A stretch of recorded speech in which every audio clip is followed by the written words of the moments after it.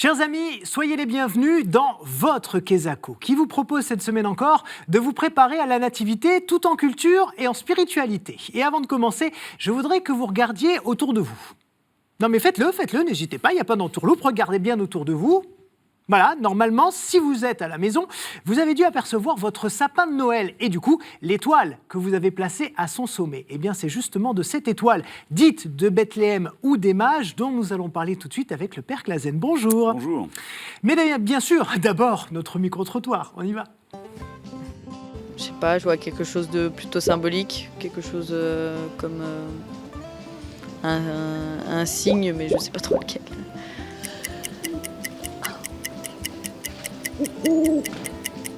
Étoile de Bethléem, ça me rappelle un peu Jésus, je sais pas, je dirais.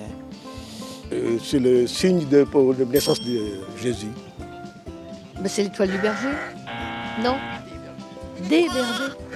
Non. C'est l'étoile qui était le point de référence pour les rois mages quand ils cherchaient le Jésus, en fait, qui venait de naître. Eh ben voilà, quasiment que des bonnes réponses et ça fait plutôt plaisir. Mais je confirme effectivement d'emblée que l'étoile de Bethléem n'est pas du tout l'étoile du berger. On va développer ça tout à l'heure pour bien comprendre avec le Père Clasen, bien sûr. On va revenir au moment où Marie est sur le point d'accoucher. On est dans quel contexte, je dirais, politico-culturel ? Alors, c'est important en effet de le comprendre puisque ça explique pourquoi Marie-Joseph se déplace. Parce que Auguste, le fraîchement empereur nommé Auguste depuis peu, c'est-à-dire le vénérable, l'adorable, celui qu'on doit adorer, a décrété le recensement de toute la terre. Et donc, à cause de ce recensement, on devait aller dans la ligne paternelle. Et c'est la raison pour laquelle Joseph emmène toute cette petite famille, pour l'instant très petite, à Bethléem. Et donc, pour découvrir cette étoile de Bethléem, il faut se référer à un évangile et seulement un seul, puisqu'il n'y a que saint Matthieu qui en parle. Alors, qu'est-ce qu'il en dit ? Alors, c'est l'histoire des mages qui viennent consulter la cour du roi Hérode à Jérusalem à propos d'une étoile qu'ils ont vue se lever. Et donc, ils se sont déplacés parce que c'était des astronomes, astrologues, comme on l'était à l'époque, enfin des mages en effet, mais qui étudiaient, qui scrutaient les phénomènes stellaires et qui ont vu un phénomène stellaire exceptionnel. Ils ont interprété ce phénomène en disant « il se passe quelque chose dans le pays des Juifs ». Ils ne savaient pas quoi, ils sont allés au pays des Juifs. Et donc concrètement, cette étoile de Bethléem, elle symbolise quoi ? Alors, elle symbolise la lumière dans les ténèbres, pour nous. Pour nous, le phénomène stellaire, on n'est ni astrologue ni astronome dans la foi chrétienne. On voudrait bien comprendre, d'ailleurs on l'a appris petit à petit, comment marchent les orbes célestes. Mais ce qui nous intéresse, c'est d'abord que c'est une lumière nouvelle dans les ténèbres, au cœur de la nuit.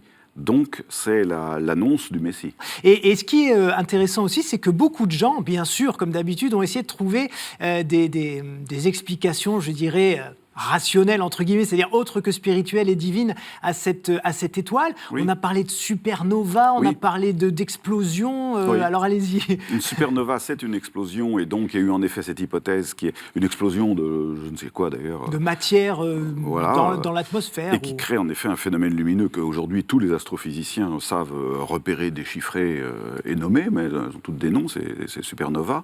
Et donc en effet, ça crée un phénomène lumineux que les observateurs ne peuvent que remarquer. Or, il y en a eu une, en effet, mais je pense 40 ans avant. Oui, pas à cette époque-là du tout. Je ne me souviens plus du tout. Et puis, il y a la fameuse comète Halley, qui, alors elle, nous avons rendez-vous avec elle très régulièrement, elle frotte donc la stratosphère, et elle laisse une poussière de lumière. Alors là, en effet, ça indique clairement comme une flèche. Oui. Alors, beaucoup ont été séduits par cette théorie, beaucoup, en disant c'est la comète Halley. En effet, mais ça ne coïncide pas vraiment.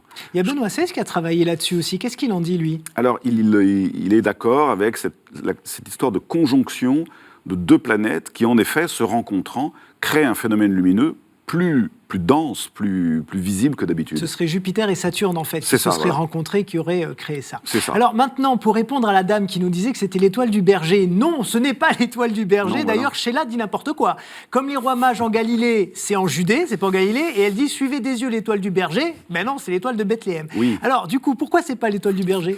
Alors, l'étoile dite du berger n'est pas une étoile, c'est une planète, c'est Vénus. Ouais.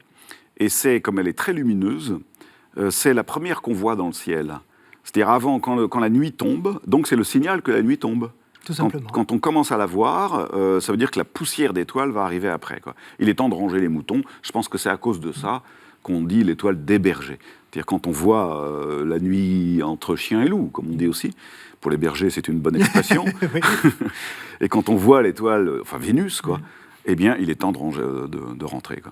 Eh bien, merci beaucoup, Père Clasen, d'avoir été un petit peu notre étoile à nous, comme chaque semaine. Et il me reste à vous remercier, chers amis, à vous souhaiter aussi une très, très belle Nativité 2019. Et nous, on se retrouve, non pas la semaine prochaine, mais le 4 janvier pour un épisode inédit du Quesaco.